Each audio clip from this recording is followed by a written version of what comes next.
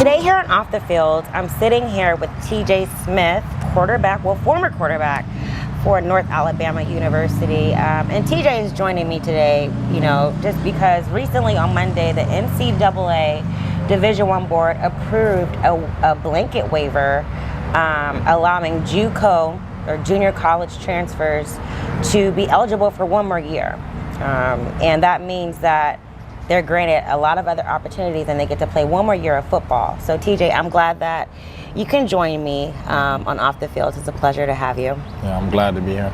Awesome, awesome. So, I mean, I know that you have been waiting for this decision to be made, right? And Yep. They decided to make it during the holidays. And speaking of the holidays, how was your Christmas?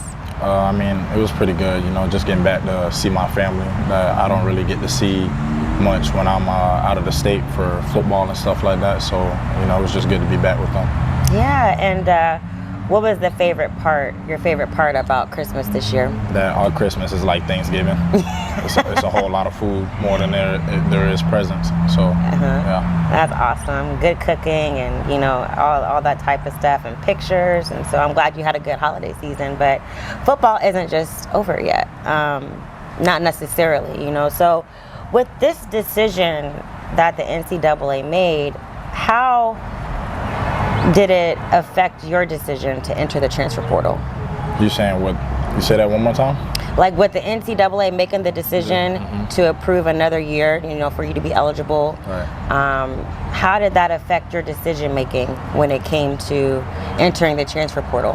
I mean, my mindset just changed completely. So it was like I went from preparing myself to get ready for the next level and trying to go to the NFL or, you know, chasing my dreams of just becoming a pro athlete to reverting back to having that extra year and, you know, trying to find a school to play for. So, you know, it's just a mindset thing more than anything, than decisions.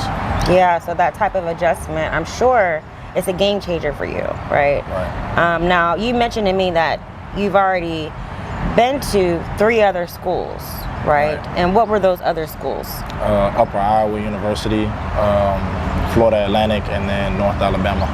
So when it came to transferring from FAU to North Alabama, what was that transition like for you back then?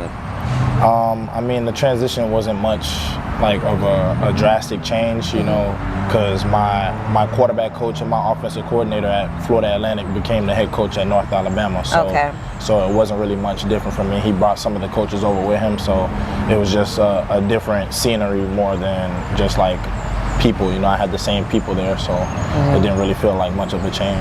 Yeah, and that's cool because FAU, they tend to have a lot of coaches that come, right?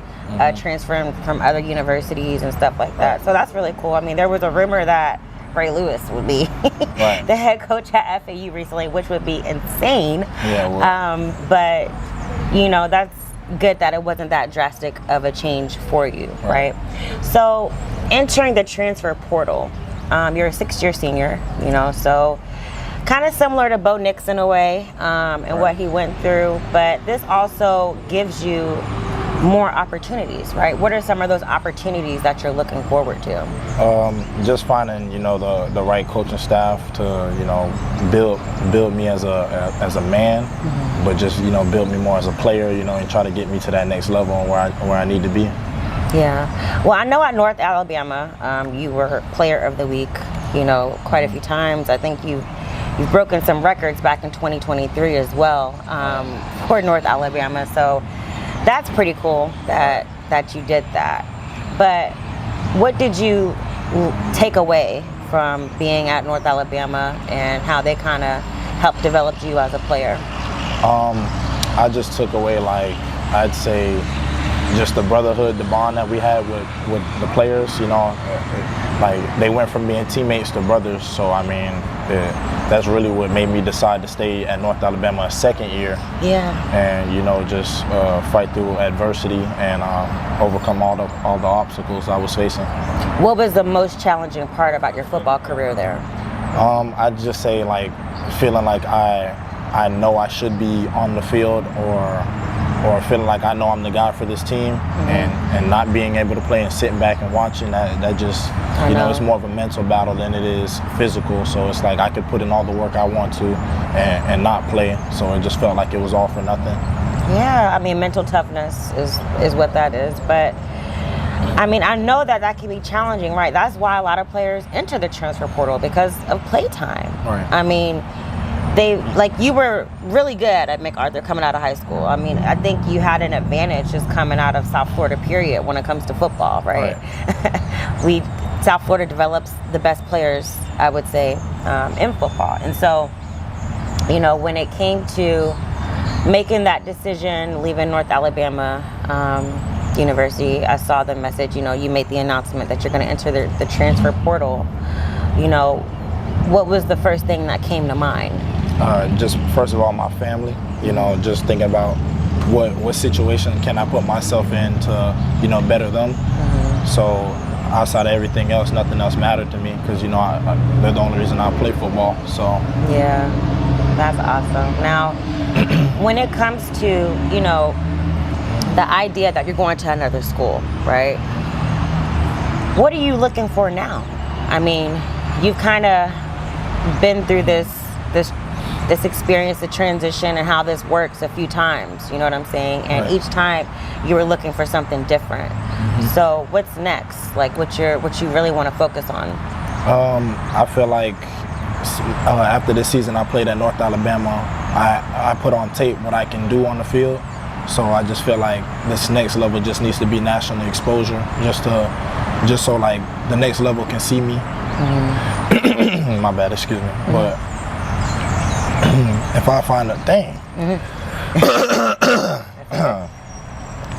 the next school I go to needs to be just a school that puts me in front of the right eyes and opens the right doors. That's the most important thing for me right now. So right now, NIL. Right, NIL is, everybody wants a piece of that cake, you know. So, do you have? I'm sure you've been approached with NIL deals and stuff like that, right? How does that process work for you in this situation?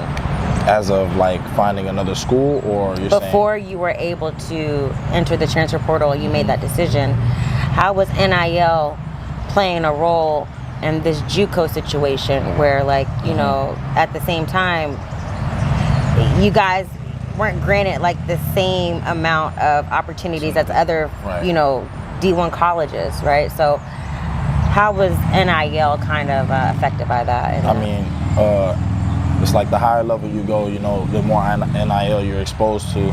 So I feel like when you're in JUCO, you're missing out on that opportunity anyways, because nobody's looking to give NIL to any JUCO players, you know. So just being out there is just not a waste of time, but it's just like you're on a shorter clock, like, if that makes sense. You know, you don't have, like you said yourself, you don't have as many opportunities as everybody else that comes straight out of high school and go straight to these FBS schools or these big FCS schools. So yeah.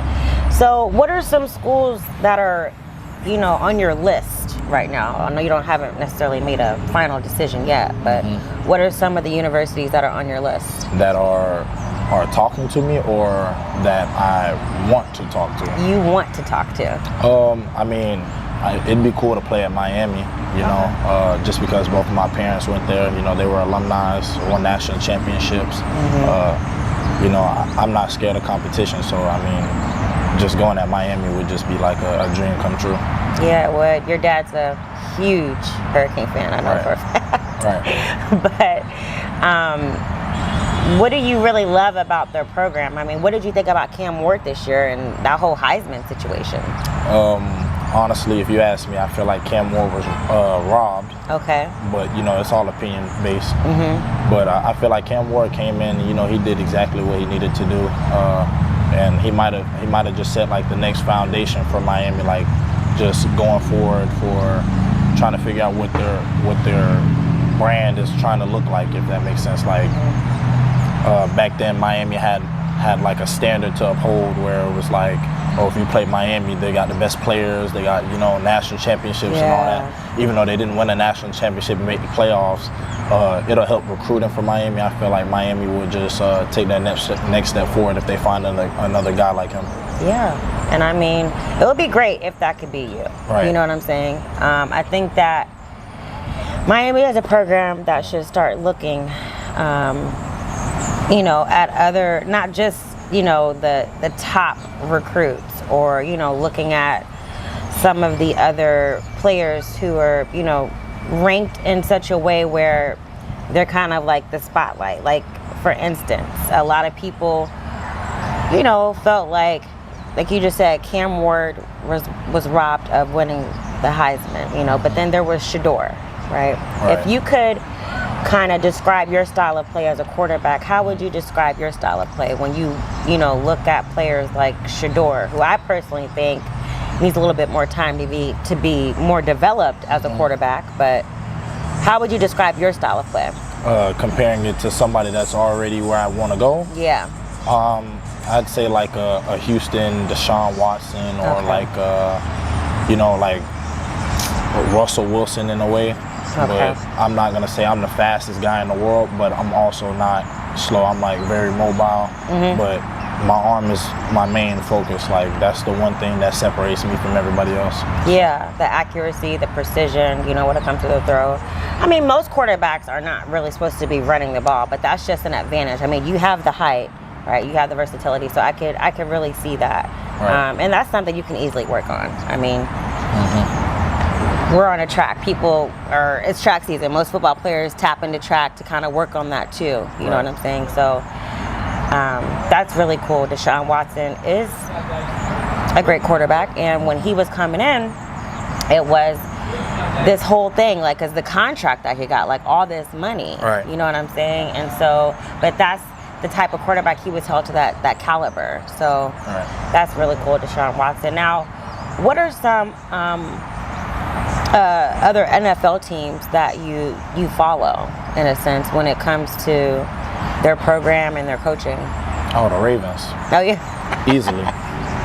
Right. Easily.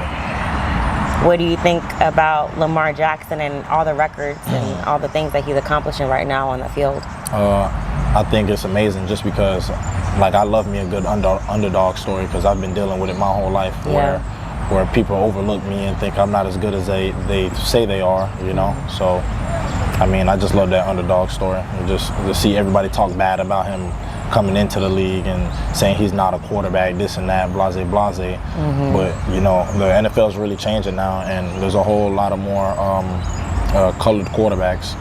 You know, C.J. Stroud and a lot of them. So I feel like the NFL is going in the right direction.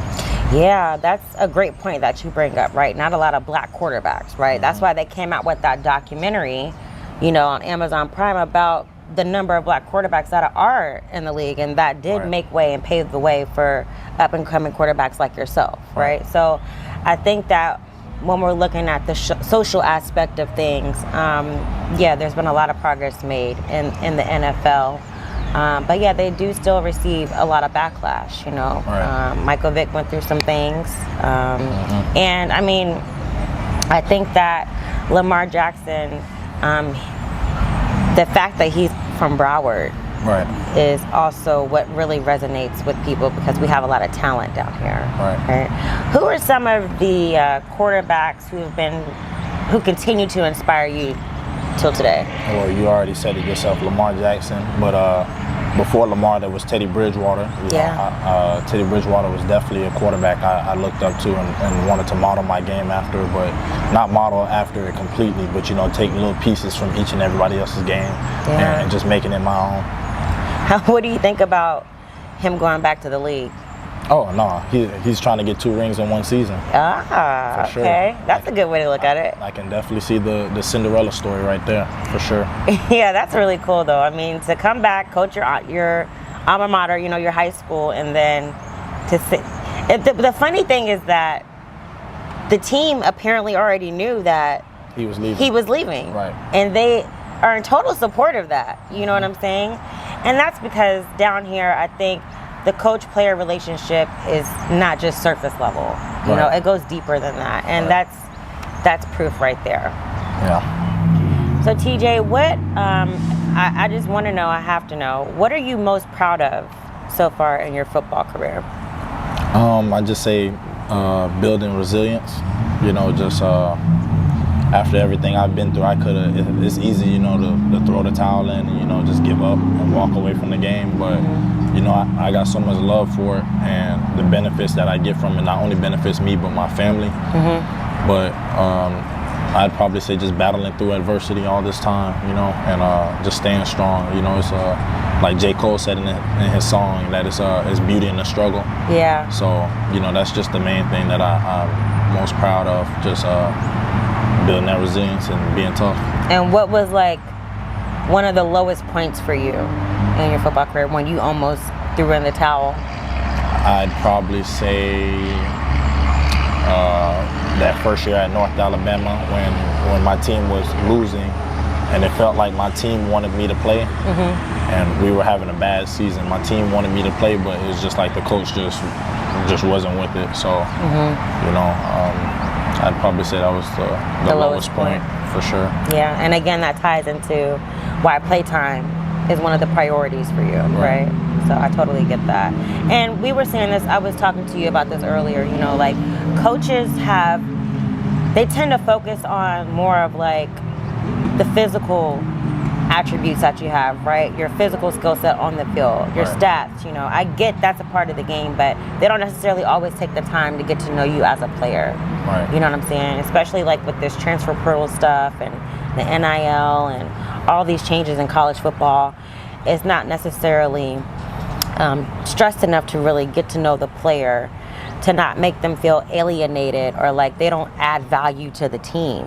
You know, I think that's important because as a coach, you're helping players who are coming far away from home, like, you know, like you did. I mean, Alabama's not that far, but it is far. It's far enough, you know, and it's a different environment.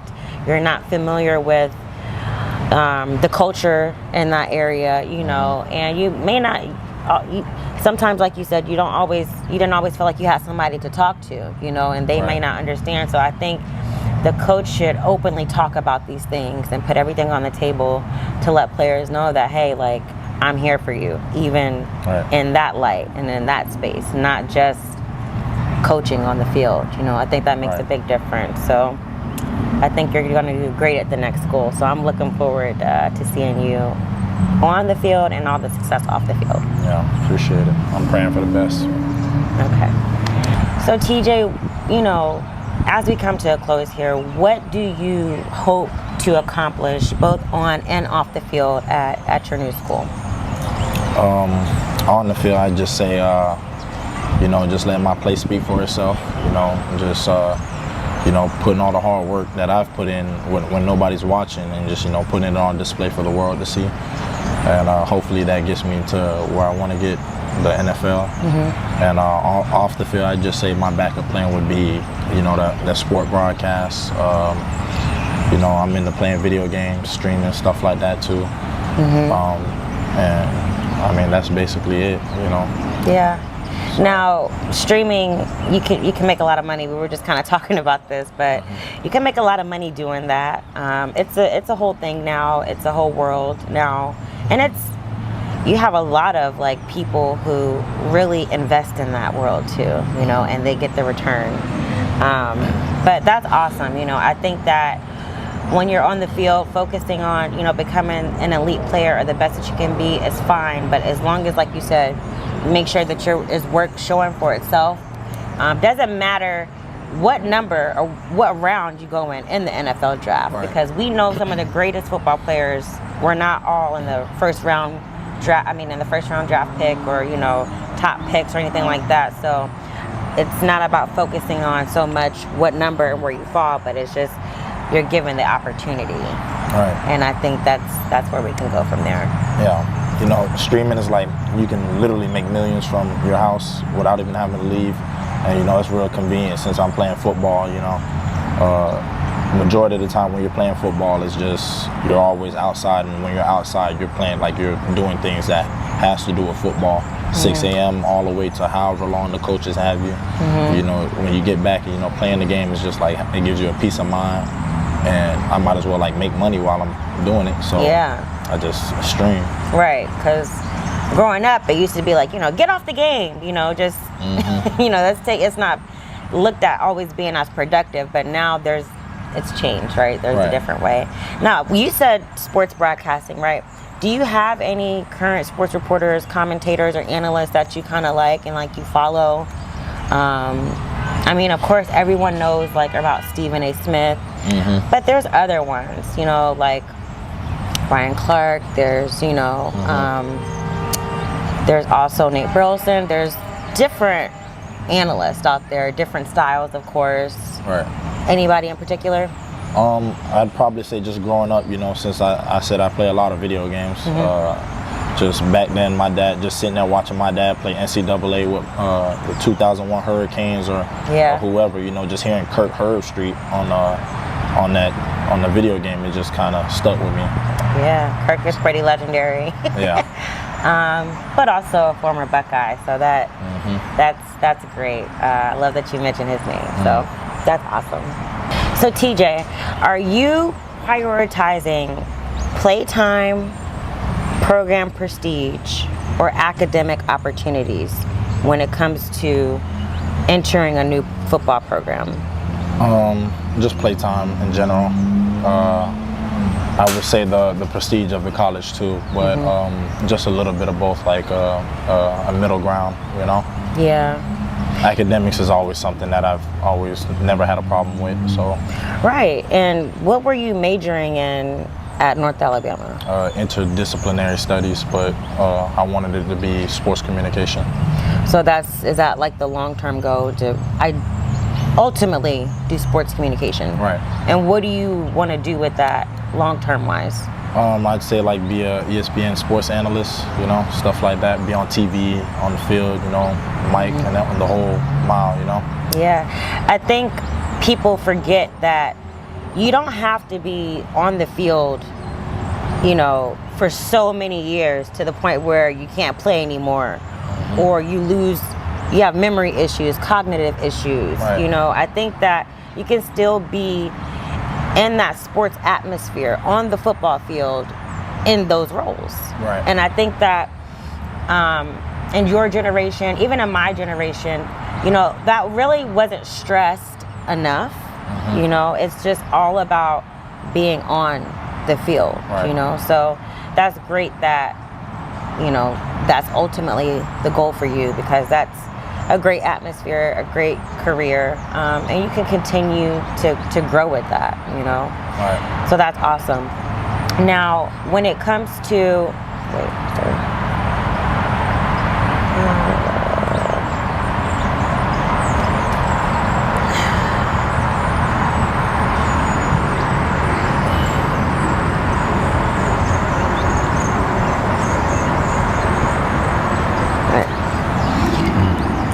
Three, two, one. When it comes to other players, your teammates, right?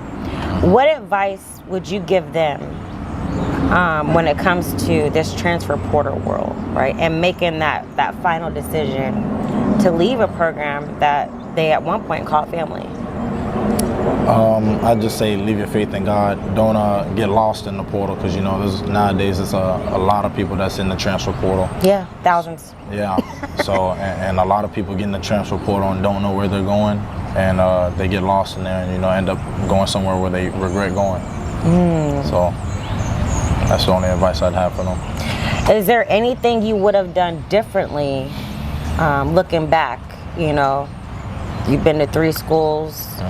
You experienced COVID, you know, that was a scare. Didn't know when football was going to start back. Right. We were tripping. We didn't know what to think. But is there anything you would have done differently to change the outcome of things? I mean, I have no regrets for like how things are going, because, you know, everything's in God's plan.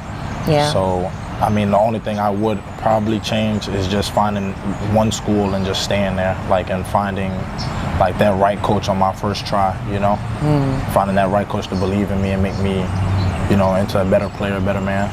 And it sounds like faith is the foundation of a lot of your decisions and just your mindset, right? Just talk about faith in football a little bit, because I think that some players tend to forget that part, or they really don't. They don't really tap into that.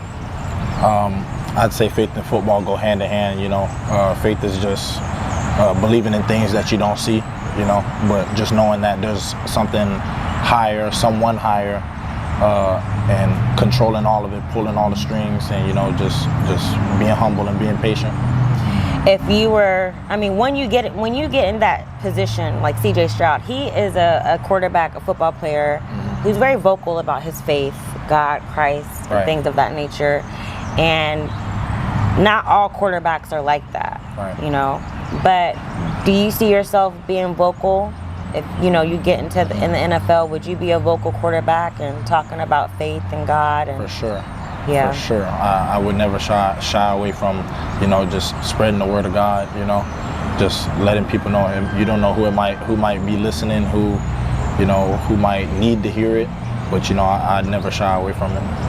That's awesome. Awesome. Well, TJ, I'm so glad that you can join me on Off the Field and that we could talk about this JUCO thing, because the NCAA had people waiting forever, okay? And the fact that they made this decision during the holiday, during the break, you know, kind of a Christmas gift in a sense, you know, for you, because now you have another year that you can play, get on the field, break more records, and set the bar even higher.